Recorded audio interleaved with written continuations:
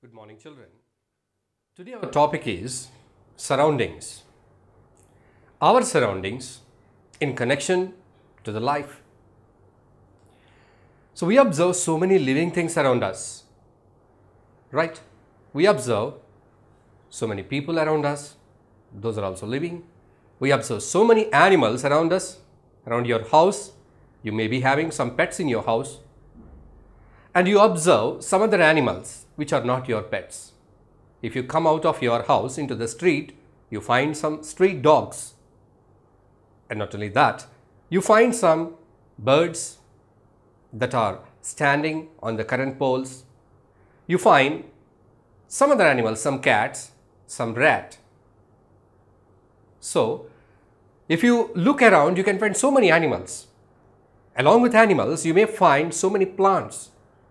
The plants that are grown in your garden, the plants that your mother grow in your house, indoor plants, the plants that are generally grown outside on the fields, on the roadsides, some weeds, so many plants.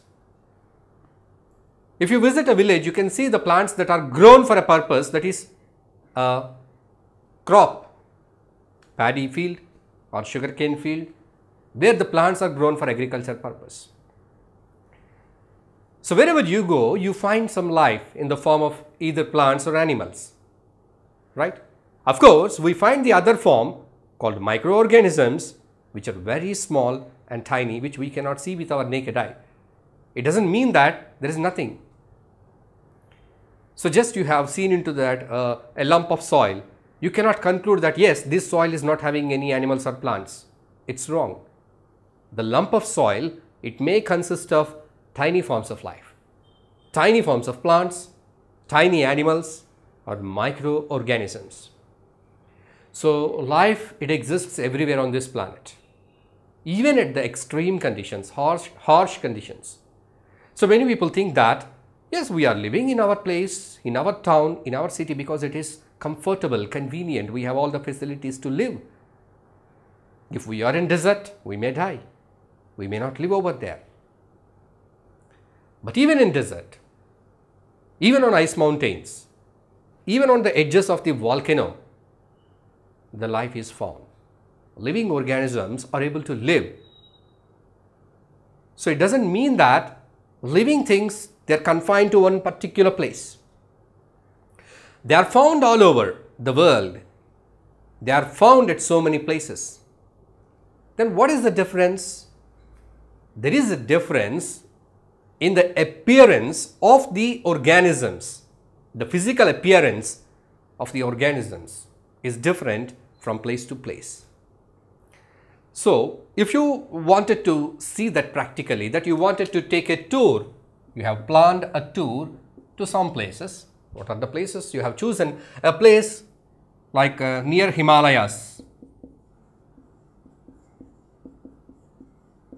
That is the first tourist spot you have selected, Himalayas. Later you wanted to go to Rajasthan, a desert. Then you wanted to go to Puri, a coastal area, Puri, beach. So here we have three places.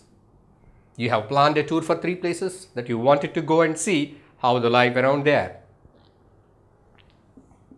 First you have gone to Himalayas. So what kind of plants do you observe? So if we go to Himalayas, we observe the trees. What kind of trees? We observe the trees like pine, deodar. What are these pine and deodar? These are the coniferous trees. You can see the trees are shaped like this. So you find such trees. You cannot find the trees with big canopy. You cannot find peepal tree, banyan tree, mango tree. Not that. These kind of trees are found, pine and deodar, in the similar way. So because that kind of form is suitable to that particular climate, right? So if you go to Himalayas, you know the kind of climate over there. It's very cool. Where you find the snowfall. So how it is? It's very cool. What kind of animals you observe over there? So what do you find over there? You find yak, right? You find yak, and you find Himalayan fox. So there you find animals, there you find plants, but those animals and plants, they are different from the animals and plants that we have in our place. So you have seen this diversity, organisms, plants and animals at this place, and you move to this place, Rajasthan. What kind of plants do you observe over there in Rajasthan? Can you find any pine tree? Can you find a deodar tree? No. You find some cactus over there. Cactus.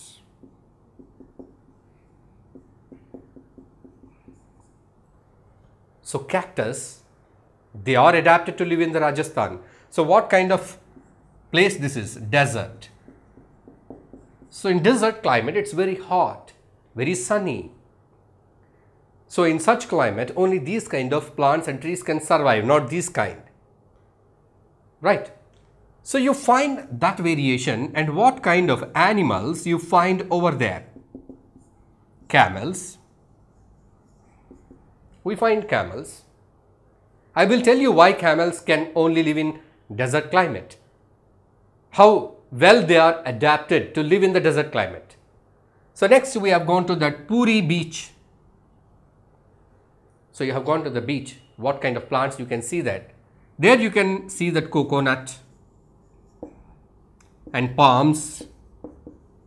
There you can find coconut, palms and casuarina. So these are the trees that we find over there. And what kind of animals do we find in Puri beach? So you get the idea. I'm telling you the beach. So what kind of animals you can expect over there in the beach? You can find some crabs. You can find some turtles. You can find some fish. There will be so much fish in the beach. The fishermen, they go for the hunting into the sea and get a lot of fish. Right. So these kind of animals are found. We can write crabs, fish. So see that every place, wherever you go there, you go to Himalayas or you go to Rajasthan or you go to Puri or you go to Kerala or you go to Karnataka, wherever you go, you find the life. You find the living things. You will find plants and animals. But what is the difference here? What is the point to be noted here is that they are all not similar. They are all different. They are all there. Plants are there everywhere. Animals are there. Microorganisms are there. But the thing that we have to notice here is that there is a difference in their physical appearance or the form. So that's what we have to identify. In the desert, you can find a fox. In the Himalaya mountains, you can find a fox. But there is a difference between the two fox. Both are fox. But they have some special features that help them to live in the particular climate in their own habitat. Right? So let us see two more terms that we are going to learn now, that is habitat and adaptation. These two are very, very important. When you are studying the surroundings of an organism, you need to know the meaning of two terms, habitat and adaptation. So let's see, just we discussed that plants and animals exist everywhere, but they are different from the plants and animals that exist in our place. That means the form of plant and animal, the features of plant and animal, more exactly saying features, the features of plants and animals are designed in such a way that they are suited to their environment. They are suited to their environment, which enable them to live in the particular environment. Let us consider two situations, sea, desert. Sea is full of salt water. Sea is full of salt water. So what lives in the salt water? Fish. There are so many creatures that live in the sea, but here we are taking only one example, that is the fish. It has to live in the salt water. It has to live in the water. Fish is an animal. It needs oxygen to live. From where does it get the oxygen? It gets the oxygen that is dissolved in the salt water, that is the sea water. So the sea water, it has got the oxygen dissolved in it. The fish, it needs to get the oxygen from the sea water.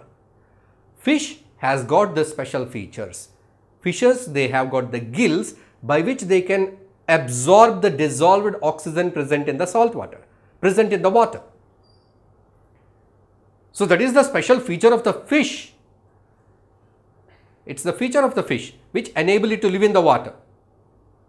Right. Fish is living in the salt water. So its body design should help the fish to withstand the great pressure of water. It is in the water. The water is exerting a lot of pressure. So it has got the mechanism to withstand the pressure. Right?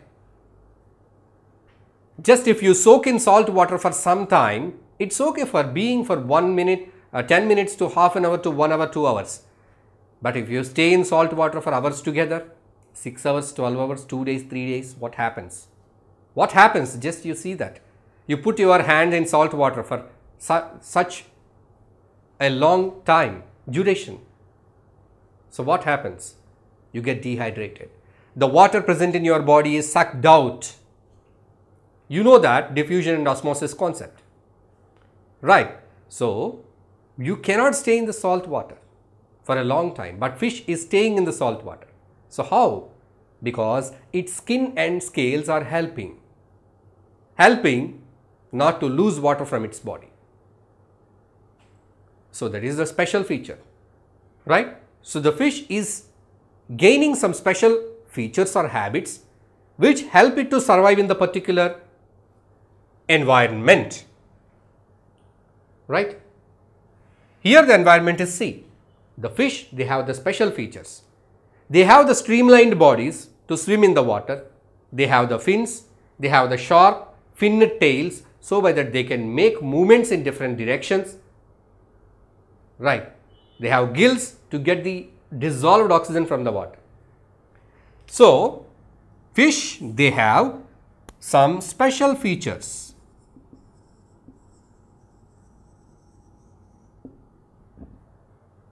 To live in the special condition, that is the sea. In the same way, let us see the second one, desert. Here we find the cactus. Cactus. So the cactus is a tree that is adapted to live in desert. It's not like a normal tree. If you go outside and you see in the plains and coastal areas and plains, you find a tree like this, but it's not a such tree. You see the stem, it is thick and succulent. The stem is storing the water. Where are the leaves? The leaves are turned to spines. That is to reduce the loss of water. The stem is thick and it is storing the water. You can see that these are called as special features. Special features. Now let us talk about one desert animal.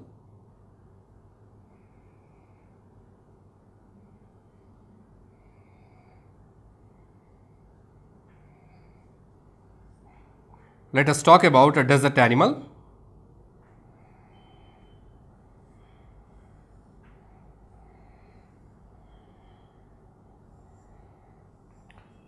Let us just assume that this is a camel.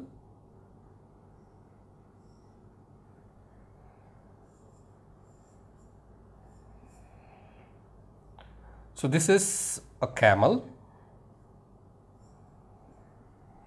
So the camel is well adapted to live in a desert. What are the special features of it? So if you see the camel, it does not sweat, no sweating. Why it does not sweat? Because the water is less in the desert. If it sweats, it need to drink more water. But is the water available in the desert? No. Desert is a place where there is a scarcity of water and rainfall. So there is no availability of water. So the camel cannot get the water whenever it needs. So it should not get dehydrated. So no sweating in its body. Right. And it has got very long legs. You can observe the legs of the camel. They are very thin and long. So why do they have long legs?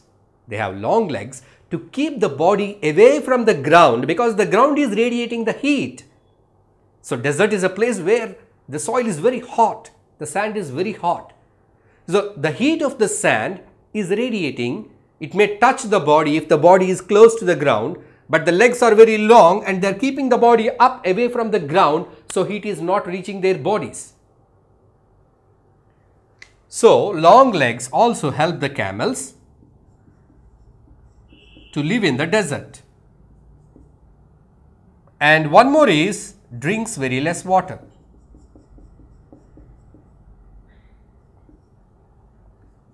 And the other one, it urinates very less, and even its stools are very dry, so it don't want to lose or throw away any water. So it has very less urination, right? It does not urinate frequently, very less urination. That means it loses very small amounts of water from its body, and it can stay without drinking water for a very long time, and it can control its metabolism, its internal body reactions, to run for a longer time without the water, right? So it has got a hump in which the stored food that helps to maintain its strength for a long time. So without feeding and drinking, it can walk for long miles. That is all the features. These are all the special features of the camel. So the plants and animals that are living in the sea, they have some special features. The plants and animals that are living in the desert, they have some special features. The plants and animals that are living in Himalayas, snow places, they have some special features. So what we are going to tell now, what is our point here? So our point is that living organisms, they can live in any condition, any kind of environment, right? So organisms, they live in a particular place. Where the organism is living, that particular place is the habitat of that organism. So camel is living in the desert. Desert is the habitat of camel. So here we have come to the word habitat, the place where an organism lives naturally, that is its habitat. If somebody asks you what is the habitat of camel, you can say the desert. Somebody asks you what is the habitat of fish, water. So the place where an organism naturally lives is called its habitat. So all the organisms, to live in their habitat, just to live in habitat, they will be developing some special features, or they possess some habits to live in that particular habitat. That special features, having or possessing such special features, is called as adaptation. Adaptation. So here you see that you may get wondered, wow, here there are no leaves to the cactus. What happened to the leaves? The leaves are turned to spines. It's a special feature. Yes, you can recognize it is a special feature. So where is the stem of this cactus? It is turned to a thick, succulent, fluffy, watery, flat shaped organ. There you can find the stem, how it turned to. That is a special feature, right? So showing such special features to live in one particular habitat is called as adaptation. Okay, so in this particular topic, habitat and adaptation, we are studying about the living place of the organisms and what kind of special features they possess to live in the particular habitat. So we have seen what is a habitat and what is adaptation. Now, to understand this better, let us verify some habitats. Let us observe some organisms or animals or plants living in that particular habitats. So by that we can better understand how the adaptations in animals or plants help them to survive in that particular habitat, right? So here we can broadly classify the habitats into two categories. The first one, terrestrial habitat. So that is any plants or animals that are making life on the land are coming under the terrestrial habitat. The terrestrial habitats are further classified to forests, grasslands, deserts, coastal regions, and mountains. Whereas the aquatic habitat, the plants and animals that are making their living in water are coming under the aquatic habitats. So some of the aquatic habitats are ponds, swamps, lakes, rivers and oceans. So now let us see what sort of life is there in each and every habitat. That's what we have mentioned here. So before we go and see what is explore each and every habitat that we have mentioned here, we say a habitat consists of two things. In a habitat we find biotic things, abiotic things. When you call a particular place, a surrounding, a pond is made up of living and non-living things, biotic and abiotic. So biotic is the living thing, that is the plants, animals and microbes. All these three together constitute the biotic. Abiotic factors. So they are not the living things. Abiotic things are the temperature, humidity. So all the other factors, the physical factors, they come under the abiotic part, right? So when you are referring to a term habitat means not only the living things. Habitat means not only the place, it's the place with the things that are living in that place. You call it a habitat. So now let us explore some habitats, the kind of animals that are living in the particular habitat and the special features, how they are able to make their living. So come to the first one, desert animals. Already we discussed about the desert, plants and animals. There we learnt about the camel. In desert, not only camel, there are certain animals like rats, desert rats and snakes also live in the desert, right? Then how do they live? Desert rat and snake, how they can withstand the high temperature of the desert. So these animals, they make burrows in the soil, burrows. So during the daytime, the surface of the desert is heated up because of the sunlight. But whereas if you go beneath the surface, it will be cooler. Cooler in the sense, compared to the surface, the bottom is a little cooler. So these animals, they make burrows, tunnels into the ground, and they go deep into the burrows and they live there during the daytime. If they stay in the burrows, how do they get their food? So they come to the search of their food in the nights. So night time, the surface of the desert will be cooled down. So these animals, they come out of the burrows in the night and they go in search of their food. Whereas the other animal like camel, I already told you that the camels, they have got very long legs, so which keep up their bodies away from the heat. It has got a lump, it does not sweat, it loses very little water. So with all these features, it's able to make living in the desert. So in the plants, cactus, I told you.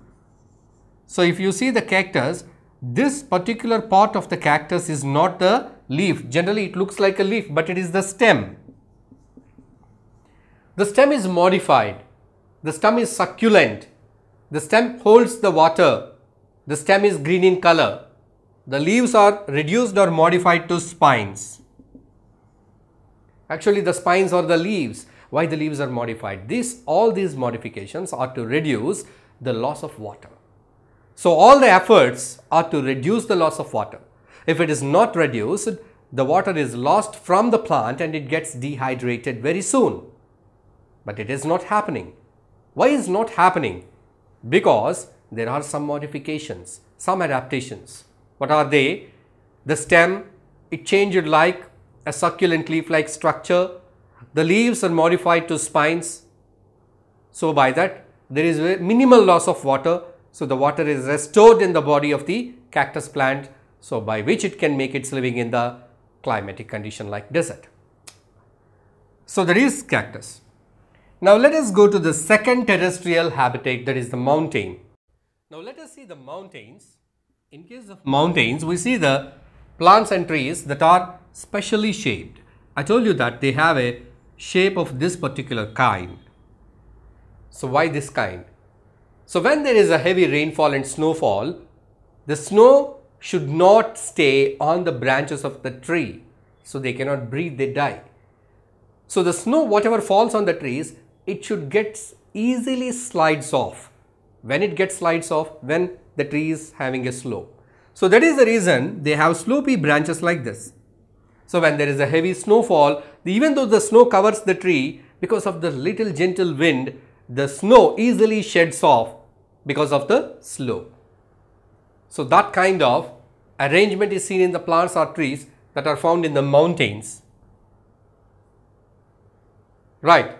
So whereas you see in case of animals that are found in the mountain, you see the yak. It has got a thick skin and a coat of fur. The animals that live in the cold mountain conditions, snow mountains, they have fur on their bodies. The fur is a very good insulator. It does not allow your body heat to escape. The fur gives protection to the animal. So we find the furry animals in the snowy places. Where there is snowfall, the climate is very cool. Even the soil on which they are walking is ice cold. So even their feet are covered by the fur. Right? So the fur of the animals, the fleece of the animals obtained from the mountain regions is used to make the woolen garments. So which keeps us warm. So we can write that yak and snow leopard. Snow leopard. You see the snow leopard also having fur. Even its feet are covered by the fur, so that it can walk in the snowy places. Right? And we see mountain goat. So the mountain goat, it has got very strong hooves. Strong hooves. So by that it can climb the rocky mountains. So to climb the rocky mountains, it needs to have very strong hooves. So these hooves help the goat to climb the rocks. So that kind of adaptation is seen in the mountains. So there are plenty of animals and plants that are found, only a few are discussed here. Right? So the next thing, we go to the grasslands. So now let us see the grasslands. When we talk about the grasslands, here we are talking about two animals, lion and deer. So always we like to watch the lion or tiger chasing the deer in the National Geographic Channel. So there the hunting process goes on. It's a very natural process where a predator chases a prey. So prey, it always tries to escape from the predator to survive. The predator tries to catch the prey to get its food. It's a part of the chain, food chain, that is found in the nature, where a predator eats the prey. So here if you see these two animals and their adaptations, how these adaptations help these animals to survive in their particular habitat. What is the habitat? Grassland. So grassland, the name itself tells that there is a lot of grass. So the animals, mostly they are grass colored, light brown. So light brown is a dried grass, hay color, light brown color, lion or deer. So by that they can hide in the grass, they can escape. They can hide in the grass, the lion can hide in the grass.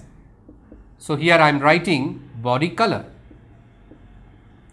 It can hide in the grass, and whenever the prey it comes, suddenly it can jump and attack. So for hunting purpose, the body color helps it. So the body color itself is an adaptation. And the next thing, the lion, it has got strong body,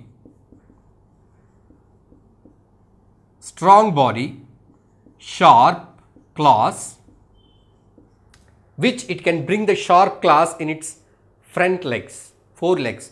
They have got very sharp claws, which it can draw from the toes. It can bring them out from the toes. So that is all an adaptation to catch the prey. And the lion, it has got eyes. The position of the eyes, they are in front of the face, not on the sides. You see an animal like a cow, goat, deer, they have eyes on their sides. Whereas the lion, tiger, they have eyes in front of their face. Because They need to target the prey. The prey is running. So, the animals, the predator's focus is to be at the prey. Then only it can catch. So, for a focused vision, these predators, they have eyes positioned in front of the face, in front of the face. So, that is the adaptation that is found in the lion. They have a sharp teeth, so by that they can tear the flesh, they can bite, they are very strong, so by that they can pull very big animal, they can drag the animal. All these are the body features that help the lions to hunt. Whereas the deer, it has got a light body, so by that it can run so fast, light body. The deer has got long ears, So, by the long ears, so by the big ears, it can hear each and every sound about its death, the predator that comes up to eat it. So, it can sense the danger.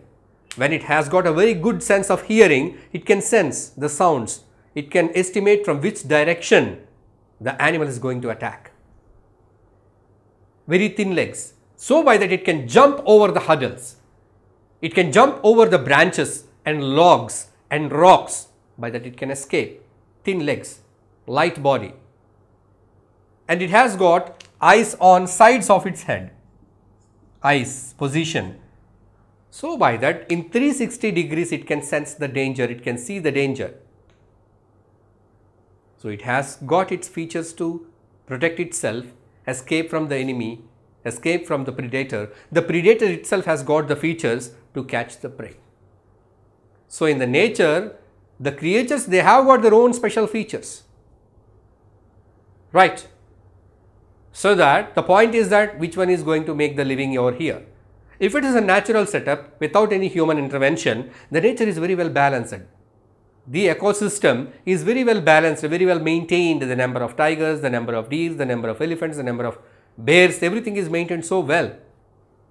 Nothing goes to extinction unless until drastic changes happens in the environment. But because of the human intervention, we are causing and creating a lot of disturbance in the ecosystem by disturbing the food chains and food webs, right? So, here all the creatures, they have the special features to adapt to live in a particular climate. So, we have seen the terrestrial habitats. In this, we can observe that different animals, they have different features. So, having a special feature to live in a particular habitat is called as adaptation. So, animals, they developed these special features in a particular habitat over a very long period of time. It didn't happen in 1 or 2 days. Over a long period of time, they started developing these special features to live in that. So, the organisms which could not develop the special features, they become extinct or died. Which could able to develop the special features, they are existing, right? So, after completing this terrestrial habitats, let us move to the aquatic habitats. So, now let us look at the aquatic habitats. In that, the first one we are going to see that oceans. The animals that live in the ocean, they have the special feature like streamlined bodies.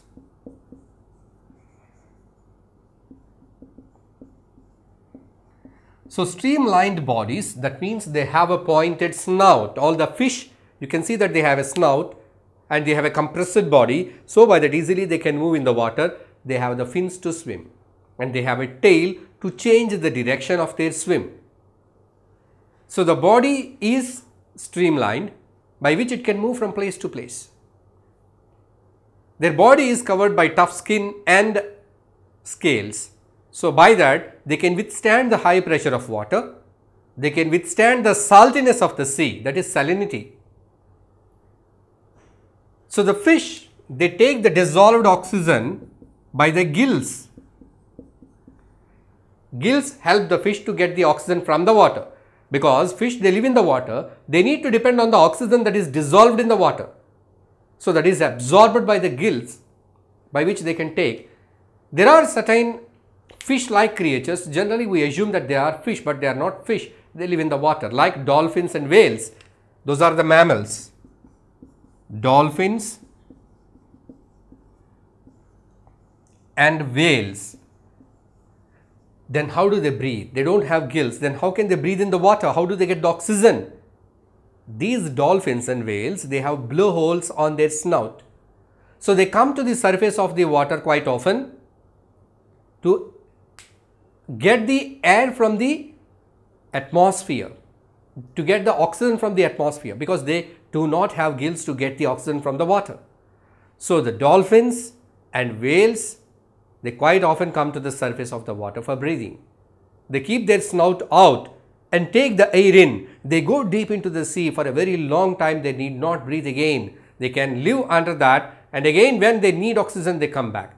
That means once they take the air, you see how much big air, large quantity of air they are taking, because that air should be sufficient for the whale or dolphin to go into the water and come back after some time. So they can spend some time without breathing because they take a lot of air into their blowholes and lungs. They go deep into the sea and again they will come back to get the air. So they come to the surface for breathing. They have blowholes.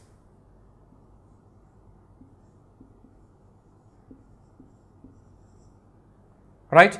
Because dolphins and whales, they are not the fish, they are the mammals. Okay? So this is about the adaptations in ocean. Now let us see in case of the ponds and lakes. In ponds and lakes, we observe mostly the plants, different kinds of plants, right? So the surface of this is the surface of the pond, this is the bottom of the pond where there is some mud. We can see different types of plants in the ponds. Some plants, they have their roots fixed in the soil under the pond, under the water, and from here the stems are very hollow and thin stems, and the leaves and flowers are outside like this. So these kind of plants we observe in the ponds. They have the root system.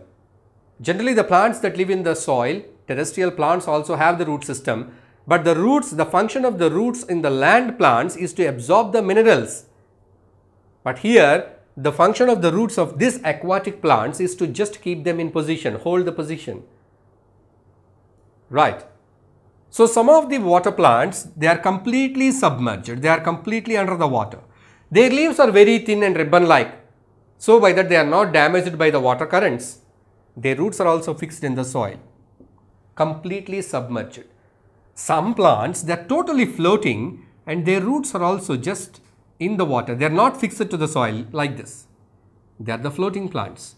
So we have floating plants, we have submerged plants, we have plants that roots are fixed in the soil and the plant is above the surface of the water.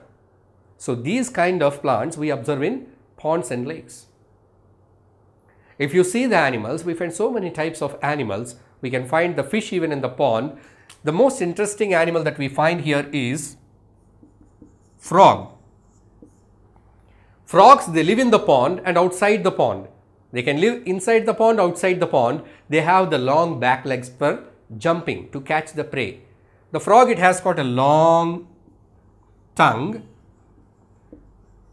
long back legs. It has got webbed feet and it has got wet skin. So with the help of wet skin, it can breathe even in the water. Because of the long legs, it can take a very long leap, jump to catch the prey. It can jump in the pond from one lotus leaf to the other lotus leaf somewhere away. It can jump and catch the prey. It has got wet skin. So all these features helps the frogs to live inside and outside the pond, right? So these are the adaptations that are found in the plants and animals that live in ponds and lakes and in oceans. So we have seen the habitat, organisms and non-living things that make up the habitat. So environment is made up of biotic and abiotic components.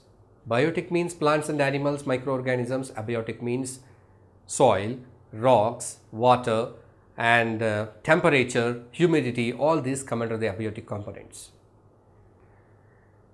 So here, how can you say that this is abiotic and this is biotic? In very simple terms, abiotic means non-living, Biotic means living. How can you say that this is non-living and this is living? On basing which category, characteristics, you can divide that. So we can do such kind of classification on basing certain characteristics. So here we have a list of characteristics on basing which we can say that one particular thing, whether it is a living or a non-living. Here the list goes like this: need food, grow, respire, respond to stimulus, excrete, reproduce and move. So all these are the characteristics of living beings. So let us check whether these are really the characteristics of living beings or whether these are the characteristics of any non-living thing. Need food. Each and every organism on this planet needs food, whether it is a plant,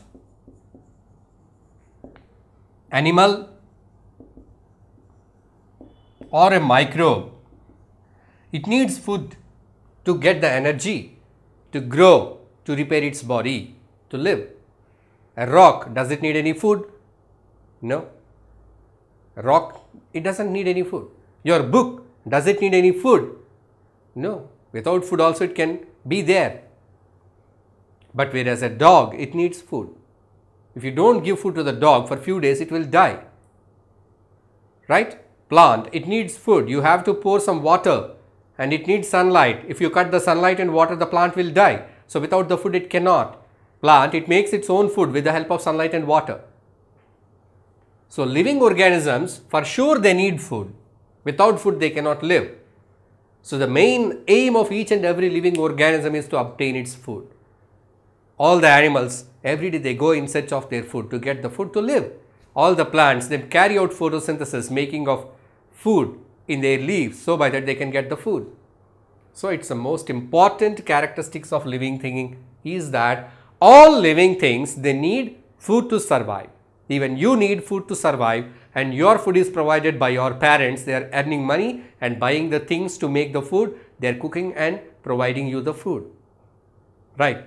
See that, just imagine how hard it will be being without food for a day. It's very hard. You can't. Right? So it's the most important characteristic feature of living beings that they need food. Second thing is that growth. Every living organism, it grows. Right? So you are growing. You see that. Just you compare with your last year height, before last year, just you go through your album and see the photographs. So after just you go back some 3 to 4 years, how you were. You will be amazed by seeing that. Right? Just you see the photographs of your mother and father when they were small. Their childhood photographs. So when the baby is grown, the baby, it grows to infant, to a kid and to an adult and to an old man. So growth happens continuously. Right? So growth in the sense not only increase in the height. So you may grow in your height up to some age. After that also you grow. There will be so many changes in your body, even though your height is not increased. But growth is an indication of life, living thing. Plants and trees, they grow so tall. The trees, they grow continuously, right? Not like other animals. They grow, they increase in their height for a very long time. The growth is continuous. The plants, they grow. Rock, does it grow? No. You can't find any growth in the rock. Chair and table, do they grow? No, they doesn't grow. So they are not living things.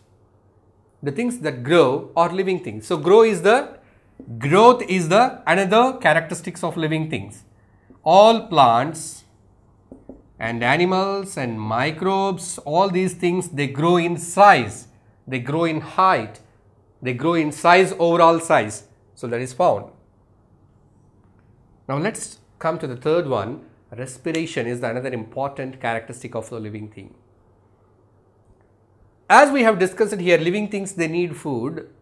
Of course, we need food. But without respiration, we can't make use of that food. We can't even live for a few minutes.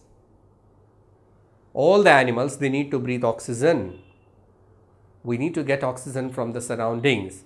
Animals that are living on the land, they get the oxygen from the environment. From the air, we take the air. From the air, we absorb the oxygen. The animals living in the water, they absorb the oxygen from the water.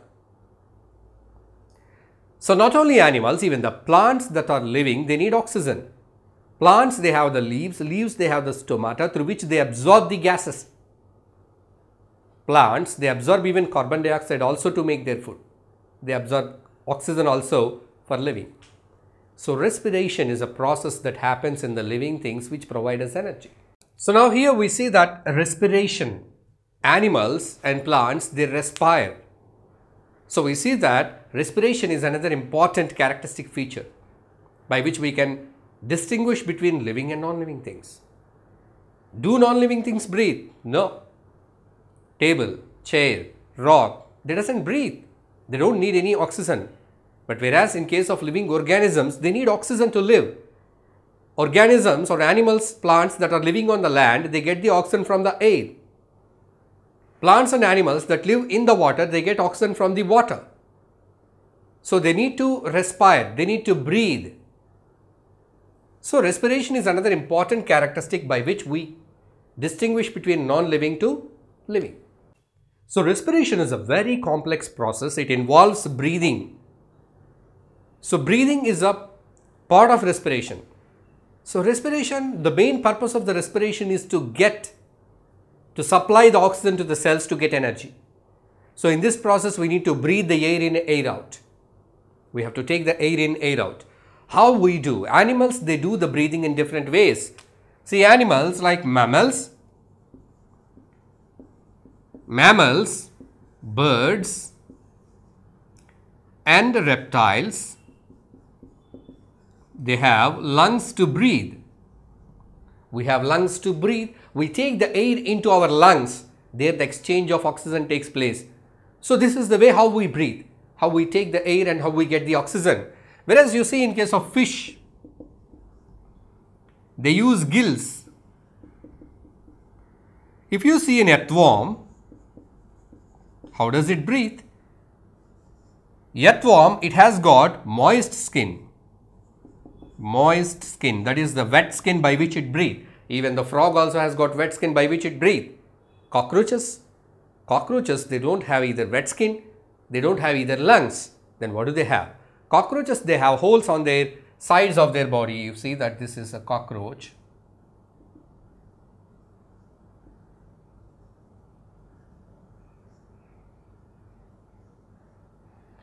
So you see the cockroach. Here it has got some holes on the sides. You can see the holes. So these holes are called as air holes through which it breathes. So different organisms have got different body parts to breathe, right? So even plants, they have stomata. If you see the leaf, if you see the underside of the leaf, there are some openings called as stomata. So plants, they breathe through these stomata. So plants and animals, they have got different body features, body organs to do the respiration. So what is this respiration? The respiration is one of the important character of living things by which we can distinguish between living and non-living. So living things respire, living things grow, living things need food. Living things respond to stimulus. What is this? So the next character is respond to stimuli. All living things, do they show response to stimuli? So see that if some fly comes towards your face, immediately you closes your eye.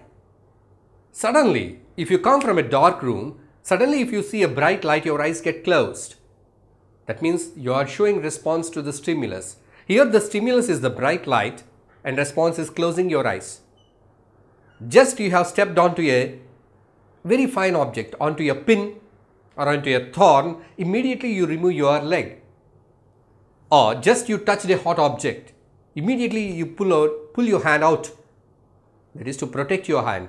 So this is an immediate response shown by your body. It's a very quick action. It's called as response to stimulus. So stimulus is the trigger which is creating a motion, a movement, a response in you. That is the stimulus. So we see that there are so many birds on the tree or on the ground. If you go close to them, they will fly off. It's all because you are the stimulus, they show the response, right? So many of the animals, you see, you try to catch a cat, it runs away. You give a biscuit to a dog, some food to a dog, it wags its tail. It is showing response to the stimulus. When a dog sees a bone, it wags its tail. You see an ice cream or a chocolate, your mouth waters. It's a response to the stimulus. So likewise, animals, they show response to the stimulus. Do plants show the response? Yes, of course. You know that touch me not plant.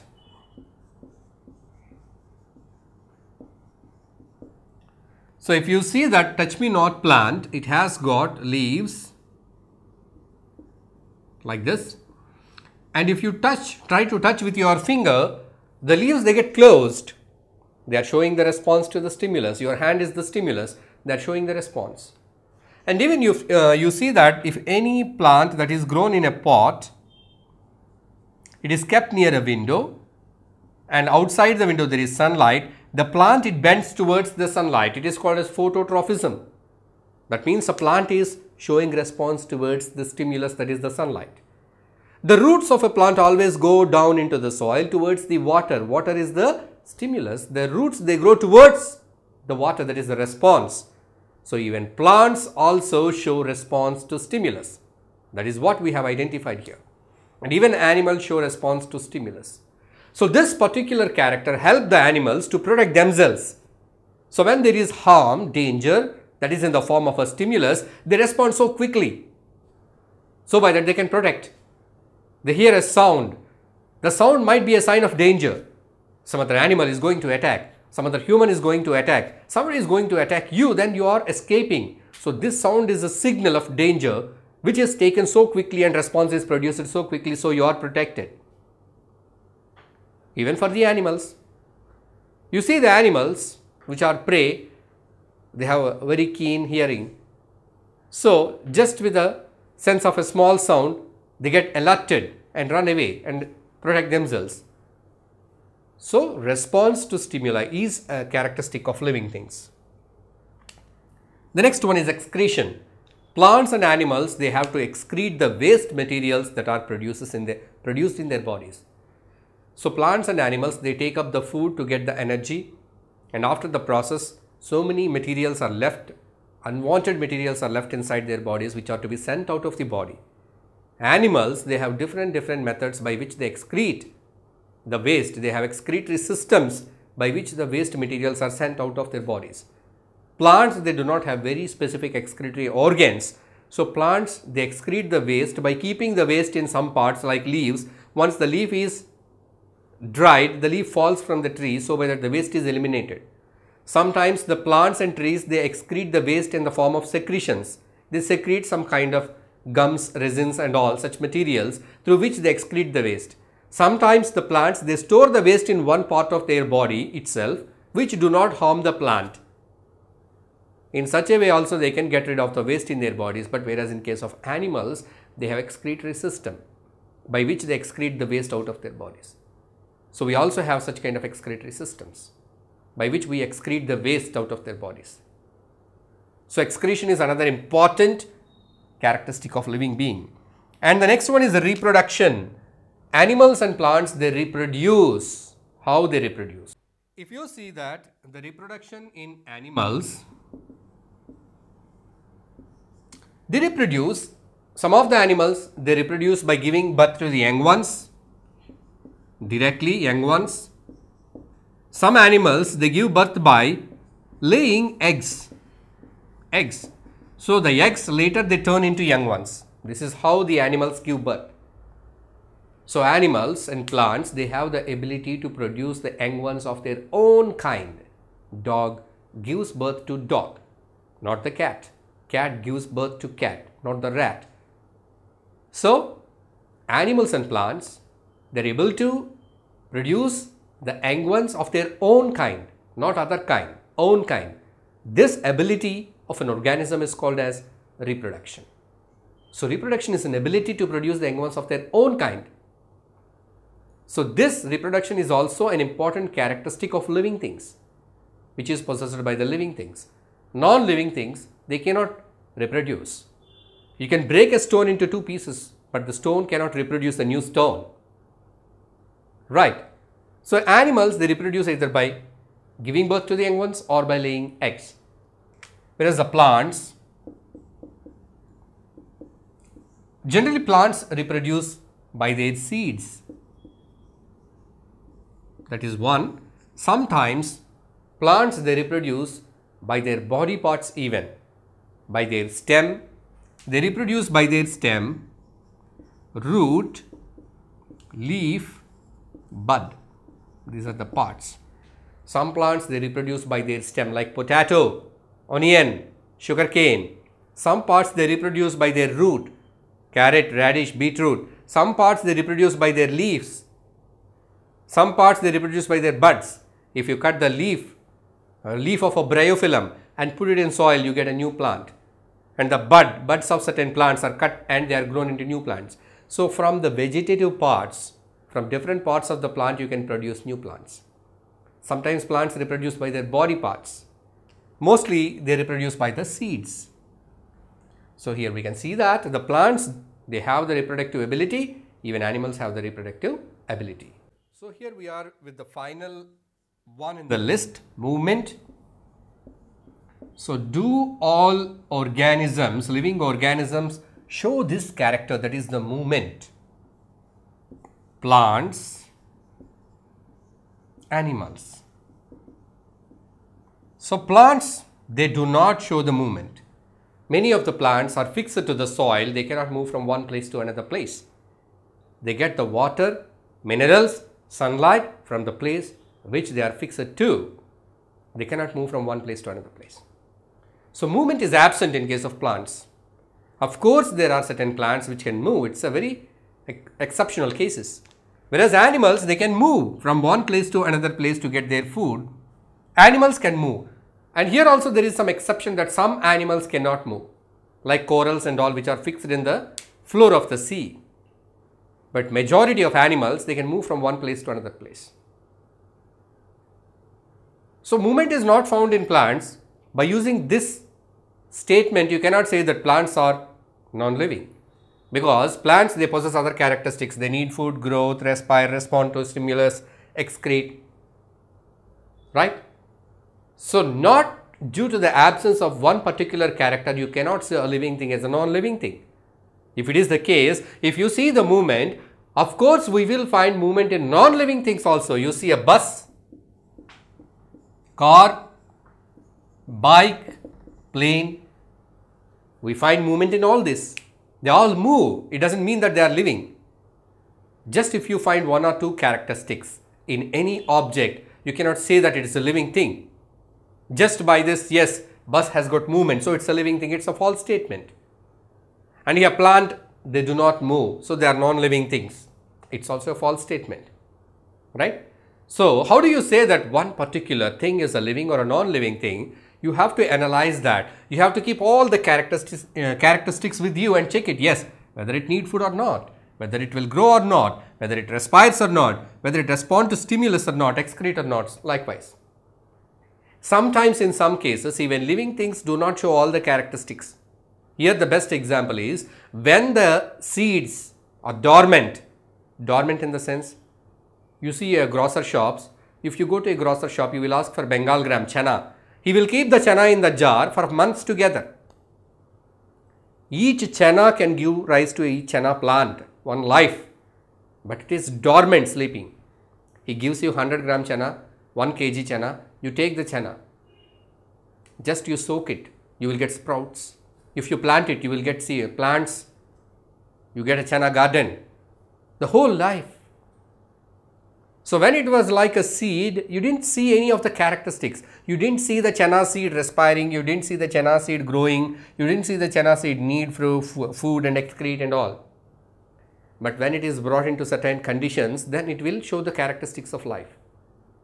Till then it's breathing, it is respiring. Of course, you may not notice that. So it's very difficult to tell that in all cases whether it is a living or non-living thing. But in most of the cases, by applying these characteristics of living things, by matching with this whether they are exhibiting these characteristics or not, at least a few of them, you can come to a conclusion that whether it is a living or a non-living thing, right? So, but always it is not possible to judge. Sometimes you may misunderstand that certain living things also non-living things. Just as I told you that the seeds, when they are dormant, they do not show any of the characteristics of living things. You can't find them hardly one or two characteristics. So, you can't see anything, you cannot feel them when they are dormant. So, you should not conclude that the seeds are non-living things. It's a false thing, because the seeds, they can germinate into a plant, right? So, but these characteristics, they help us to understand the difference between living and non-living things.